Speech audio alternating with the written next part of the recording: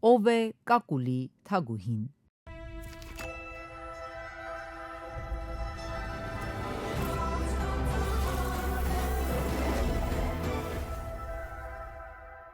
Վերջին տարիներին Արարատի թագավորության հնավայրերից հայտնաբերված ամենաշքեղ և կարևոր գտածոներից է համարվում Այանիս ամրոցից գտնված ոսկե իրը, որը հավանաբար եղել է Հոֆարի բռնակ։ Այն կշռում է մոտ 60 գրամ և մակերեսին ունի կենաց ծառ, խորհրդանշող իրար հետ համակցված զարդամոտիվներ։ Ենթադրյալ Հոֆարի վրա արձանագրված է Կակուլի թագուհու անունը։ Շնորհիվ այս հայտնաբերության պարզվել է արդեն մեզ հայտնի երկրորդ ուրարտական թագուհու անունը Թարիրիայից հետո։ Ամենայն հավանականությամբ Կակուլին եղել է Արգիշտի արքայի որդի Ռուսա արքայի կինը։ Այս գտածոն հետաքրքիր է նաև նրանով, որ բացահայտում է ուրարտական տիրակալի կնոջ բարձր դիրքը Վանի թագավորության հասարակական հարաբերություններում։